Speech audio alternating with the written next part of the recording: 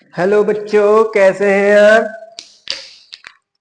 जैसे कि आपने लेक्चर 1 में पढ़ ही चुके थे, देख लो। ये हमारा लेक्चर 2 है। लेक्चर 2 है जवाहर नवोदय का भैया है। जवाहर नवोदय चैप्टर 2 संख्या और संख्या पद्धति, नंबर एंड नंबर सिस्टम। ये आप इसके थ्रू आप बेसिक मैथ भी ठीक ठाक कर सकते हैं। आप अपना ठीक बेसिक मैथ भी अपना ठीक ठाक कर सकते हैं। और कंपटीशन लेवल की भी जैसे आप बेसिक मैथ को आप मजबूत करना चाहते हैं तो आप इसके थ्रू, इस लेसन या सेशन के थ्रू आप अपन जो है बैकअप भी अपना ठीक ठाक कर सकते हैं। अब देखो क्या है नंबर एंड नंबर सिस्टम। तो लेक्चर 1 में हम ऑलरेडी कुछ पढ़ चुके थे। लेक्चर 1 में हम कुछ पढ़ चुके थे, जैसे प्राकृतिक संख्या क्या है हमारे। ठीक, हम क्या क्या पढ़े थे। हम पढ़ चुके थे प्राकृतिक संख्या। क्या पढ़ चुके थे? प्राकृतिक संख्या। दूसरा था हमारा पूर्ण संख्या। पूर्ण संख्या। तीसरा था भैया हमारा पूर्णांक संख्या। पूर्णांक संख्या। और फिर लास्ट हमारा क्या है? पूर्णांक तो हो गया था, सम विषम, और एक बताए थे अंक। ठीक है, यहां हेडिंग डाल लीजिएगा अंक। अंक, जो अंक होते हैं बाबू, वो अंक 0, 1, 2, 3, 4, 5, 6, 7, 8 और 9, कामा 0, कामा 1, कामा 2, कामा 3, कामा 4, कामा 5, कामा 6, कामा 7, कामा 8, कामा 9। मात्र यही इतने नंबर हैं जिनसे हमारे अनंत तक की संख्याएं बनी हुई है। आप तो जानते ही होंगे। मात्र इतने ही संख्याएं हैं, इतनी ही मात्र संख्याएं हैं, इसी के थ्रू हमारी अनंत तक की संख्याएं बनी है। आप लोग कोई बता सकते हैं जो ऐसी कोई संख्या बताइए जो इन नंबरों से मिलके नहीं बनी है, चाहे लाख हो चाहे करोड़ हो, सब इन्हीं नंबरों से मिलके बनी हुई है। अब क्या आता है प्राकृतिक संख्या। प्राकृतिक संख्या, प्राकृतिक संख्या को आप एक प्रकार से कह सकते हैं जिनकी सहायता से हम वस्तुओं को गिन सकते हैं। जिनकी सहायता से, तो जिनकी सहायता से हम वस्तुओं को गिनते हैं या गिन सकते हैं, उनको हम क्या कहते हैं? प्राकृतिक संख्या। प्राकृतिक संख्या को गणन संख्या भी कहते हैं। कौन सी संख्या? गणन संख्या। इंग्लिश में कहते हैं काउंट नंबर। जैसे प्राकृतिक संख्या को हम जब भी गिनेंगे तो शुरुआत 1 से करेंगे, 2, 3, 4, 5, ऐसे ऐसे अनंत तक के होते हैं भैया। कहां तक के? अनंत तक, इनफाइनाइट तक होते हैं। ठीक, अब आता है पूर्ण संख्या। जैसे इसने कहा है प्राकृतिक संख्या, प्राकृतिक संख्या में 0 तो नहीं है ना, क्योंकि इसका जो डिफिनेशन है क्या होता है? प्राकृतिक संख्या प्राकृतिक, जिनकी सहायता से हम वस्तुओं को गिनते हैं, जिनकी सहायता से हम वस्तुओं को गिनते हैं। तो जब भी आप किसी वस्तु का काउंट करते हैं तो क्या 0 से स्टार्ट करते हैं? मान लीजिए हमारे हाथ में ये 2 मार्कर है, ये एक तीसरा मार्कर है, वो हो गया। ठीक, कितना मार्कर है? तीसरा मार्कर ये हो गया। अब क्या इसे 0 से स्टार्ट करेंगे? 0, 1, 2 ऐसे पढ़ते हैं? नहीं भैया, हम जब भी पढ़ते हैं तो, या जब भी हम वस्तुओं को गिनते हैं, 1, 2 और 3, कितने वस्तु हुए? 3। तो हम ऐसे वस्तुओं की गणना या काउंट या गिनते हैं। ठीक, मतलब उनमें प्राकृतिक संख्या में 0 नहीं है। 0 हमारी जो है पूर्ण संख्या है। आगे देखिएगा, इसमें क्या कह रहा है? पूर्ण संख्या। अब इसका जो डिफिनेशन होता है भैया, ये होता है प्राकृतिक संख्या में, मतलब प्राकृतिक संख्या ये हो गई 1, 2, 3, 4, 5, 5 डॉट डॉट डॉट, ये कहां तक हो गए? 6 तक हो गए, है ना? कहां तक हो गए? 6 तक। तो इसमें जिसका जो डिफिनेशन होता है, यदि प्राकृतिक संख्या में जीरो को सम्मिलित कर दिया जाए, यदि प्राकृतिक संख्या में जीरो को सम्मिलित कर दिया जाए तो हमारा क्या बन जाता है? पूर्ण संख्या बन जाता है। क्या बन जाता है? पूर्ण संख्या। तो ये जो पूर्ण संख्या का डिफिनेशन होगा, अगर हम प्राकृतिक संख्या में जीरो को सम्मिलित कर दें, अगर हम प्राकृतिक संख्या में जीरो को सम्मिलित कर दें तो जो समुच्चय प्राप्त होगा, जो समुच्चय प्राप्त होगा भैया, उसी को हम कहते हैं पूर्ण संख्या। क्या कहते हैं? पूर्ण संख्या। नेक्स्ट आता है हमारा पूर्णांक। क्या आता है? पूर्णांक। अब जो परमेय संख्या होता है, सॉरी, प्राकृतिक संख्या, देख लीजिए, जो हमारा प्राकृतिक संख्या होता है यानी नेचुरल नंबर, प्राकृतिक संख्या दो प्रकार के होते हैं। एक होता है धनात्मक पूर्णांक। क्या होता है? एक होता है हमारा धनात्मक पूर्णांक, धनात्मक पूर्णांक। दूसरा होता है ऋणात्मक पूर्णांक। कौन सा? ऋणात्मक पूर्णांक। ऋणात्मक पूर्णांक, धनात्मक पूर्णांक और ऋणात्मक पूर्णांक। तो इसमें देखिए पूर्णांक की बात हो रहा है, सॉरी बबुआ, धनात्मक प्राकृतिक संख्या, माफी चाहेंगे, और ऋणात्मक प्राकृतिक संख्या। ठीक, पूर्णांक की बात कर रहे हैं। पूर्णांक की जो डिफिनेशन होगी भैया, बहुत ही आसान, बहुत ही सिंपल। देखिए क्या है, हम लिखेंगे ऋणात्मक प्राकृतिक संख्या में जीरो को सम्मिलित कर देने पर, सॉरी, जीरो नहीं, ऋणात्मक प्राकृतिक संख्या और पूर्ण संख्या को सम्मिलित कर देने से जो समुच्चय प्राप्त होता है वही हमारा क्या कहलाता है? पूर्णांक कहलाता है। क्या कहलाता है? पूर्णांक। देख लीजिए, जैसे कि हम संख्या रेखा के माध्यम से समझ लेते हैं। ठीक, ये हमारी क्या है? संख्या रेखा। ये एरो दिखाता है कि संख्या आगे बढ़ रही है, इस ओर बढ़ रही है। ये एरो दिखाता है, ये एरो दिखाता है इस ओर बढ़ रही है। ठीक है, दिशा को बताता है। और बीच में हमारा होता है जीरो। क्या होता है? जीरो।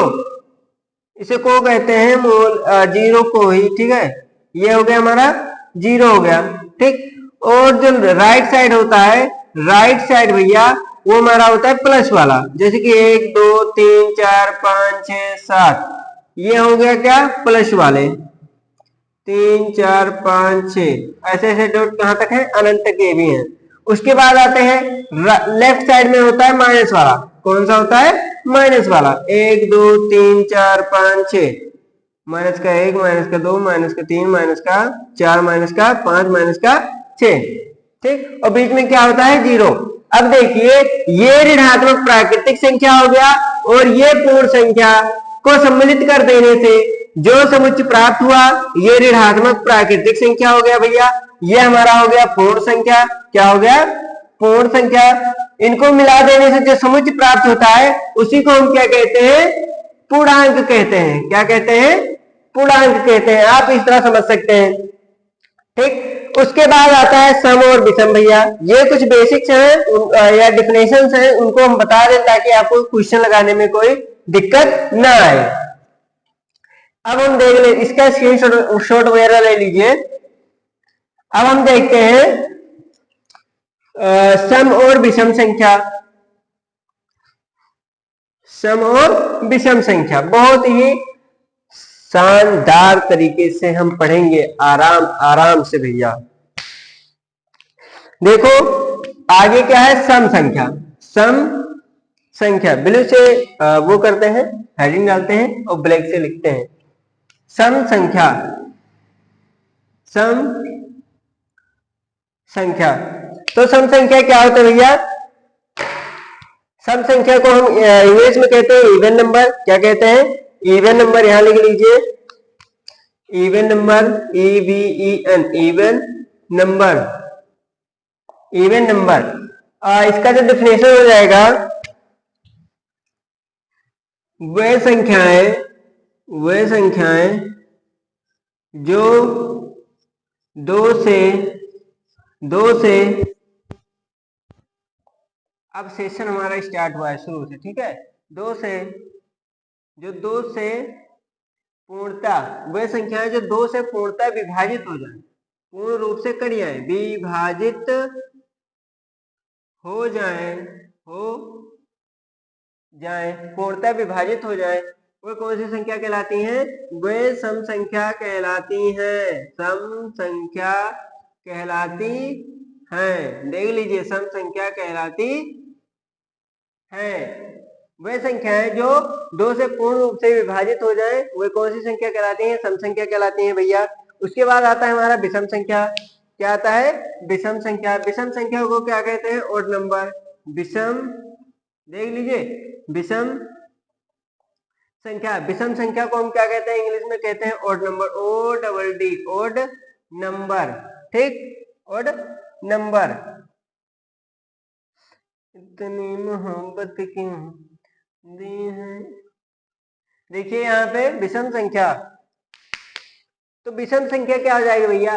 अरे जस्ट सम का उल्टा कर दीजिए, जस्ट सम का उल्टा कर दीजिए। जैसे विषम संख्या, विषम संख्या को जैसे ये कह रहा है दो से विभाजित होती है ना? आप उल्टा कर दीजिए, ये विषम संख्या यानी दो से विभाजित नहीं होती। तो क्या लिखेंगे? वे संख्याएं, वे संख्याएं, वे संख्याएं जो दो से, दो से, दो से ही बना दें, दो से विभाजित, दो से विभाजित नहीं होती है, नहीं होती है, उसे क्या कहते हैं? उसे विषम संख्या कहते हैं, विषम संख्या कहते हैं। जैसे मान लीजिए सम संख्या में क्या हो जाएगा? जैसे, जैसे क्या हो जाएगा भैया?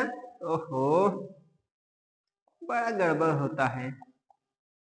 जैसे कि हमारा हो गया 2, 4, 6, 8, 10, है ना? और पहचानने का रूल भी बता दे रहे हैं, नोट पॉइंट करके लिख लीजिएगा।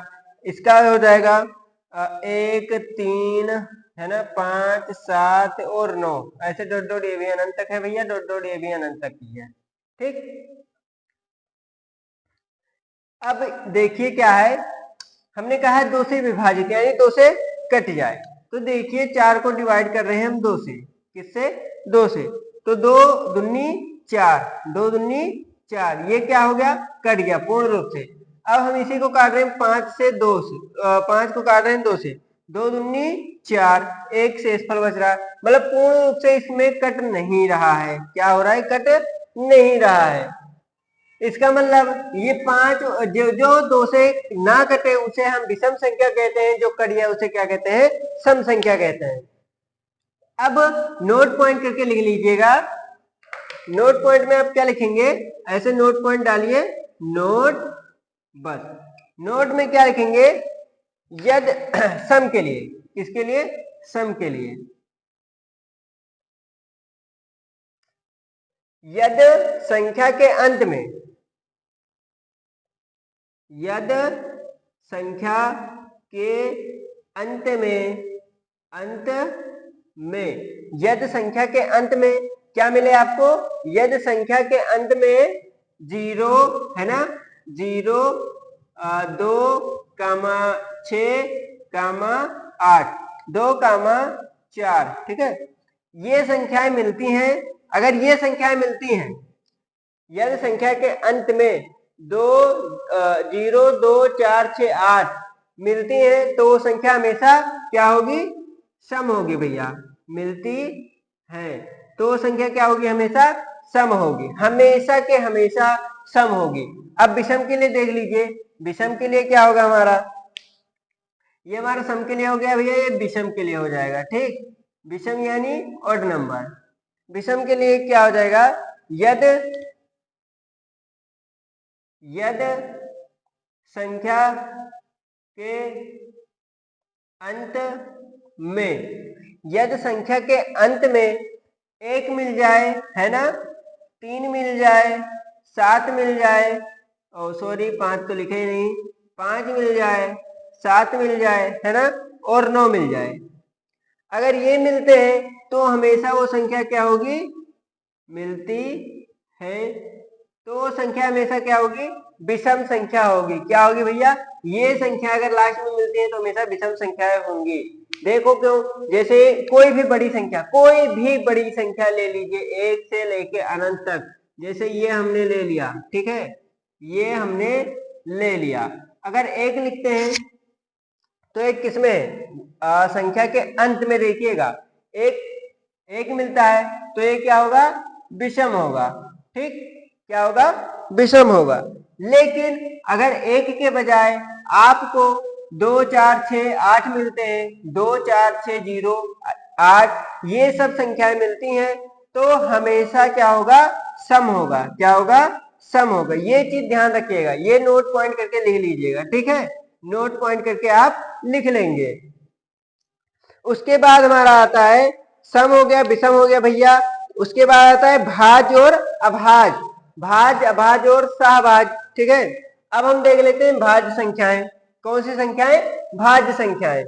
तो इसका स्क्रीनशॉट वगैरह ले लीजिए या फिर वीडियो को पॉज करके लिख लीजिएगा, ठीक। अब देखिए भाज्य संख्याएं क्या होती हैं। भाज्य संख्याएं, भाज्य संख्या भैया बहुत ही सिंपल है। भाज्य संख्याएं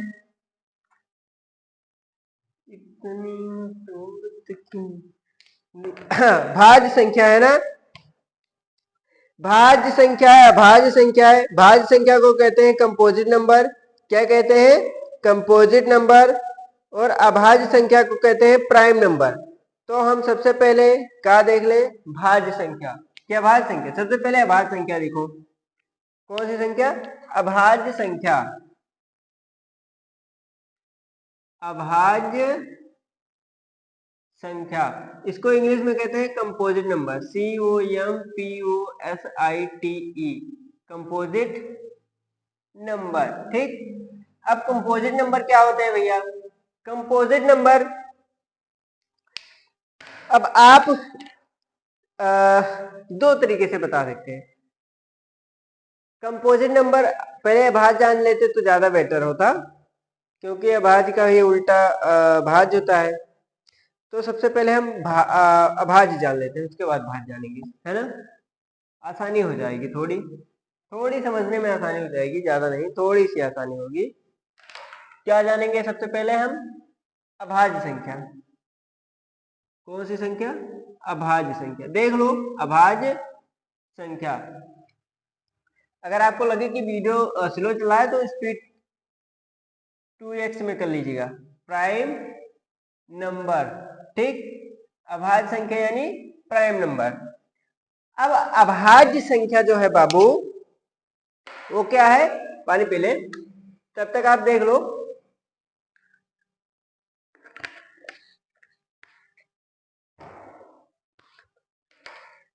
अभाज्य संख्या है ना, अब आप ऐसे बता सकते हैं जो किसी के पहाड़े में ना आए।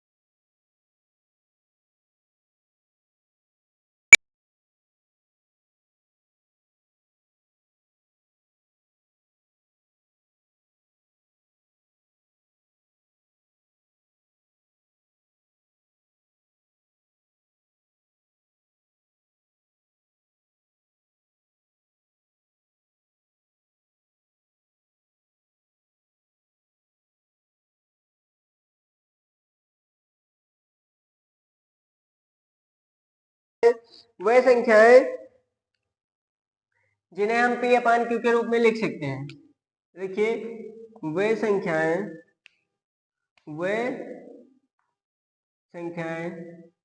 जिन्हें हम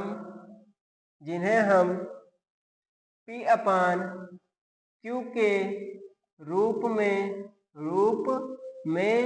लिख सकते हैं। क्या कर सकते हैं? लिख सकते हैं। परमेय संख्या कहलाती हैं। लिख सकते हैं, परमेय संख्या कहलाती हैं। परमेय संख्या कहलाती है। कौन सी संख्या कहलाती है? परमेय संख्या कहलाती है। लेकिन भैया जहां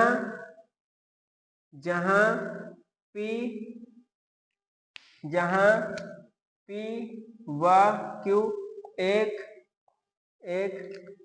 पूर्णांक होना चाहिए भैया, पूर्णांक है। P व Q क्या है? एक पूर्णांक है। एवं Q is not equal 0। Q is not equal 0 मतलब Q बराबर हमारा 0 नहीं होना चाहिए। देखिए यहाँ पे P व Q क्या है? एक पूर्णांक है। पूर्णांक के बारे में हम ऑलरेडी बता चुके हैं भैया। जैसे P व Q क्या है? एक पूर्णांक है। मान लीजिए 2/3 लिखा है। 2/3 लिखा है तो ये क्या है? एक परमेय संख्या है। क्या है? एक परमेय संख्या है। मान लीजिए 2/4 लिखा है तो ये भी क्या है? एक परमेय संख्या है। क्या है? एक परमेय संख्या है। लेकिन अगर Q बराबर क्या रखा है? 0 दे रखा है। Q बराबर क्या दे रखा है? 0। ये P क्या है? अंश है और Q क्या है? हर है। Q क्या है? हर है। P अपान Q के रूप में। लेकिन अगर कहीं Q बराबर क्या दे रखा है? 0 दे रखा है, जैसे कि 5/0, तो वो क्या हो जाएगा? एक अपरमेय संख्या हो जाएगी। कौन सी संख्या हो जाएगी? अपरमेय। जब परमेय नहीं है तो क्या हो जाएगा? अपरमेय संख्या हो जाएगा। ठीक। वे संख्या जिन्हें हम P अपान Q के रूप में लिख सकते हैं परमेय संख्या कहलाती हैं। जहां P व Q क्या है? एक पूर्णांक है एवं Q इज नॉट इक्वल 0 मतलब Q बराबर 0 नहीं होना चाहिए। ठीक है, तो परमेय संख्या भैया ये हो गया। आप इतना छोटा सा ही लिख लीजिएगा और P अपान Q के रूप में लिख सकते हैं। यही हमारा क्या है? मेन डिफिनेशन है। P व Q क्या है? एक पूर्णांक है। आप इसका स्क्रीनशॉट ले लीजिए या लिख लीजिए। अब हम मिलते हैं नेक्स्ट सेशन में। अगर हमारी वीडियो आपको अच्छी लगी हो तो इसे लाइक, सब्सक्राइब और शेयर जरूर करें। अब हम कल मिलते हैं, तब तक के लिए भैया धन्यवाद।